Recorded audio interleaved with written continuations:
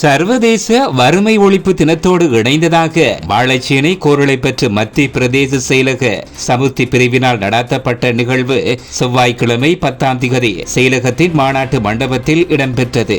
பிரதேச செயலாளர் எஸ் முசம்மில் தலைமையில் இடம்பெற்ற இந்நிகழ்வில் பிரதம அதிதியாக மட்டக்களப்பு மாவட்ட அரசாங்க அதிபர் திருமதி ஜே முரளிதரன், கௌரவ அதிதியாக மாவட்ட சமுர்த்தி பணிப்பாளர் எஸ் ராஜ்பாபு, உதவி பிரதேச செயலாளர் எம்.ஏ.சி. ரமீசா, தலைமை முகாமையாளர் எஸ்.எம். பசீர், முகாமைத்துவ பணிப்பாளர் எம்.எல்.ஏ. மஜீத், வங்கி முகாமையாளர் எஸ். ரவி, கருத்திட்ட முகாமையாளர் ஏ.எல். ஷரீப் மற்றும் சமுர்த்தி உத்தியோகத்தர்கள், மாணவர்கள் உட்பட சமுர்த்தி பயனாளிகளும் கலந்து கொண்டனர். ரன்விமன ஜெயவிமன திட்டத்தின் கீழ் கட்டுமான பணிகள் மேற்கொள்ளப்பட்ட வீடுகள் குறித்த பயனாளிகளுக்கு கையளிக்கப்பட்டது.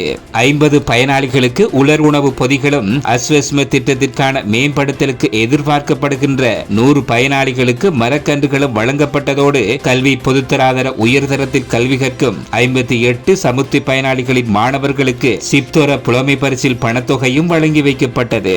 இதேவேளை கோரளை பெற்ற மத்திய பிரதேச செயலகத்தின் தியாவட்டவான் கிராம உத்தியோகத்தர் பிரிவில் காணியற்றோர்களுக்கு காணி அனுமதி பத்திரம் வழங்கும் 2ஆம் கட்ட நிகழ்வும் இடம்பெற்றது.